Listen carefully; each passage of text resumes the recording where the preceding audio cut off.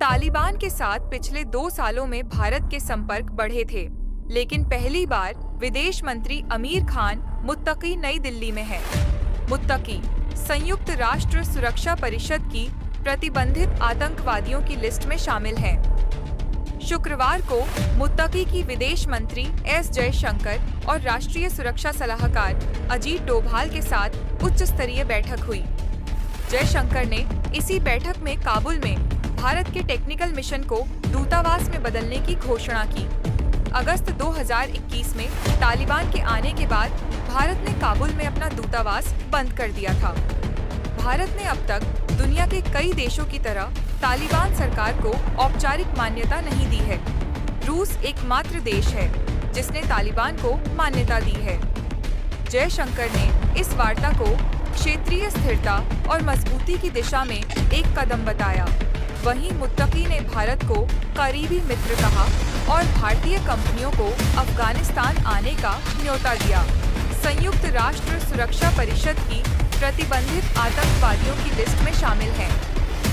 शुक्रवार को मुत्तकी की विदेश मंत्री एस जयशंकर और राष्ट्रीय सुरक्षा सलाहकार अजीत डोभाल के साथ उच्च स्तरीय बैठक हुई।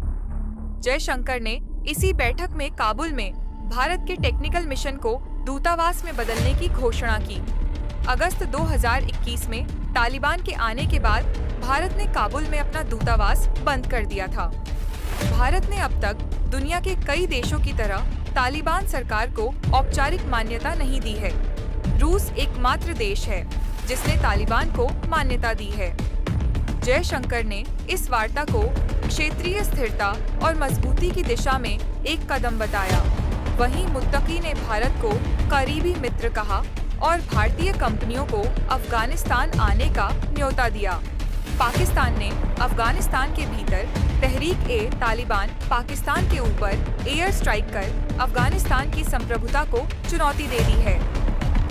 भारत में मौजूद मुत्तकी ने इस हमले के बाद पाकिस्तान को काफी कड़ी चुनौती देते हुए कहा कि पाकिस्तान उनके देश के साथ खेलना बंद करे।